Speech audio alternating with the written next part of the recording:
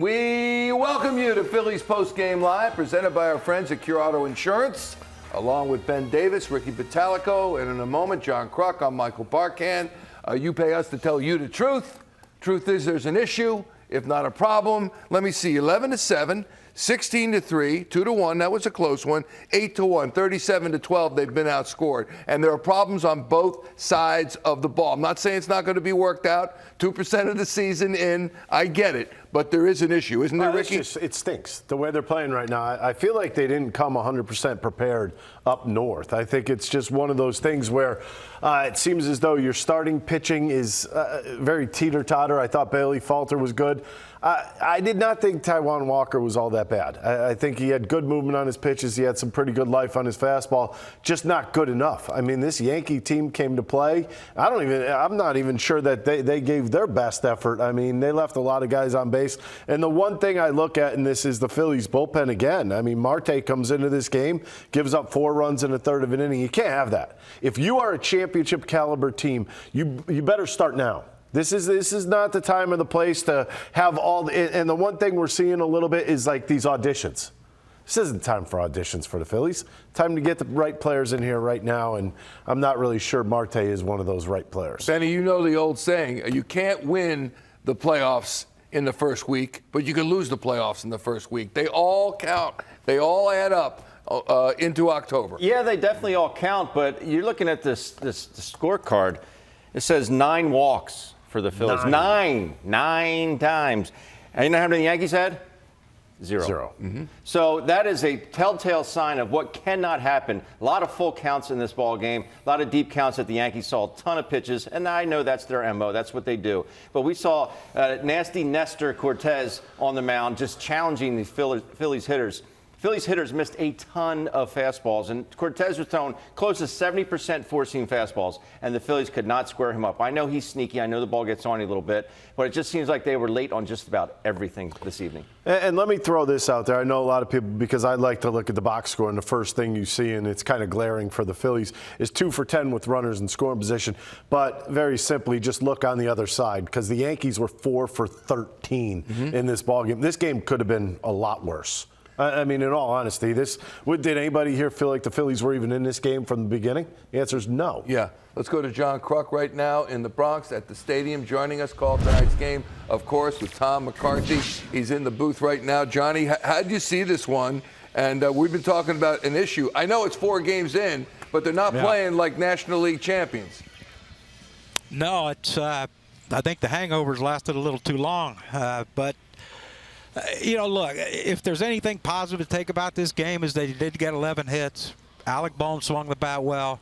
And besides that first inning, I thought Taijuan Walker was really good. His split got a lot better after that first inning. And, it's like I heard Ricky say, the bullpen just couldn't do it, couldn't hold them. And is that something that you buy that's legit? You get to the championship round, you get to within 2 wins of winning a World Series, you fail to do it, your off-season's short. Is the sluggishness legit?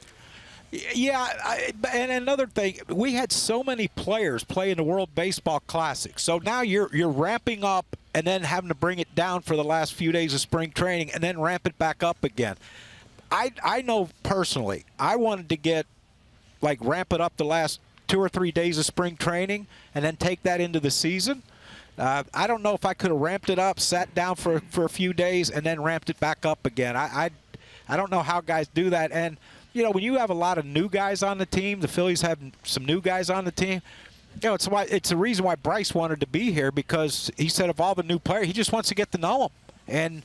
And that's one thing is, when you're a new player, you're like Soto, like Marte, and guys like you're trying to impress every time you touch the mound. You're trying to impress everyone, and sometimes when you try to impress, you depress and you don't perform up to your capabilities because you're trying too hard. I think this team, they just need to relax, go up there and free swing and free throw, and whatever JT throws down there, fire it in there, and let's roll. Last question. You mentioned Bryce. And by the way, Rob Thomson said he might be back way earlier than expected, might be facing some live pitching in practice, go to the minors. and get himself together. He could be back way earlier at the bat than we thought. But he talked yesterday, Bryce did, during the Sunday night game, John, as you probably know, about the pitch timer and the fact that we want our game back, is what he said. I think we all love the pace of the game now, and we did not before.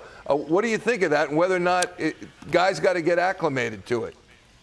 Yeah, I think that's the biggest thing. And look, the thing with Bryce is we know Bryce is very deliberate from the time he's in the on-deck circle to the time he gets to home plate.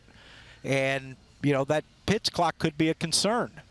But, again, talking to pitchers on both teams, Phillies, Yankees, Phillies, Rangers, talking to pitchers on both teams, I'm not so sure anyone's sold on it just yet, this pitch clock thing. And I know, we as people who watch the games, we don't mind 2-hour and 30-minute games, but it's going to take an adjustment because these guys have to figure out a way to be quicker. I know JT mentioned that after the first game how tired he was because he's not used to having to rush like that. And he made a good point, too, about the whole clock thing. In spring training, the benches are close to the playing field, fair territory. Well, the big leagues, Texas and here, it's farther away. And so it takes longer to get from the dugout to home plate to where he's catching or to your position. And so I think that's an adjustment that guys are going to make. Is, look, if JT's in the on-deck circle and whoever hitting in front of him makes the last out, it's a rush. And it's not something I think that a lot of the players are used to rushing. And so I think that's going to take an adjustment. And once they learn that they can slow themselves up and still be on time, then things are going to turn around and everything's going to be fine. It's just going to take some getting used to. Yeah, I'm out of breath just hearing you explain it. I need a nap, for goodness sakes. There's a lot of stuff. Well, I didn't say that in 20 seconds, so I'm probably going to get a ball called on me, so that's all right. No, we're going to let you go. That's all right. Hey, that was my last question, so I'm going to get ejected now. Just tell me your headphones aren't working, you'll be fine. What'd you say? Huh? I couldn't hear you. What? Well, yeah. I don't know. All right, Where buddy. are you guys at? We'll check you tomorrow. Thanks, Johnny. Thank you so much. I hope. John Kruk. I know. John Kruk joining us from the booth in Yankee Stadium, and we can get to Bryce Harper and what he said, more of that later. But when you look at the other teams, I mean, everybody's got the same issues, with adjusting to it. I don't hear any issues coming out of any other teams. Is that fair enough to say? Yeah. You're not seeing a lot of problems. We saw the Yankees, we saw the Rangers. You haven't seen them with a lot of problems. So what you have to do at this point in time is just suck it up and move on. So what's the answer here for the Phillies, both at the plate and from the mound? I think at the plate, I think that's going to come around. I really do. I mean, you have too many good guys in your lineup. I mean, come on. Kyle Schwarber, he did the same type of thing last year. I like what I'm seeing from Bohm right now. Do you want me to go through the whole lineup or what? I mean, Stott's doing what you need him to do. You just need that one or two big hits. You agree with that? Maybe a home run here or there just to kind of lift you up a little bit. I don't feel that uplifting offense right now. I feel like scraping offense. Yeah. Like they're just trying to do anything to scrape a run across. You got 6 guys, and I know it's early. My point is it's not the hitting. You got 6 guys that are batting over 300, some of them over 400. So here's Rob Thomson from the visiting manager's office in the Bronx. How much do you think that 33 pitch first inning really set the tone? I know he only allowed 2 runs. It could have been worse, but just feel like it kind of set the tone for the rest of the game. Yeah, it was a long inning. They put some good at-bats on him. We started off the game with missed play in center field and didn't set a real good tone. But I thought he came back and really pitched well the rest of the way. He really did. Velocity jumped up to where we want it to be. I thought the split was good. Slider he was getting it on the plate. I thought he was really effective. But yeah, a little tired at the end, but mainly because of that first inning. How much did you get in front of that ball? Yeah, well, he thought he was going to be able to catch it in the air, and then at the last second he kind of pulled up. Then he tried to just clip it and get it in his glove, and it just took a weird hop and got by him. So. How did you see the play at third there in the 5th inning? Was it, did he just kind of get too far? He just kind of he ran with his head down. Didn't see Dusty with his hands up. Dusty had his hands up in plenty of time to hold him. Of Cordero throws the ball pretty good, and it looks bad because he overthrows the cutoff man, but you don't know that as a third base coach. You just know when the guy's about to hit third base and when the ball's getting in his glove. Yeah, he just got around too far. There's been a couple of times now where the game kind of unraveled in one inning, like Yeah. the big inning for the other team. Is it just like, just trying to figure out who to go to in what slot right Yeah, now? really, what it is, and Marte got the ball up on the home run to Rizzo, and then after that he really couldn't find the plate. So we got some work to do there. But, yeah, they got away from us.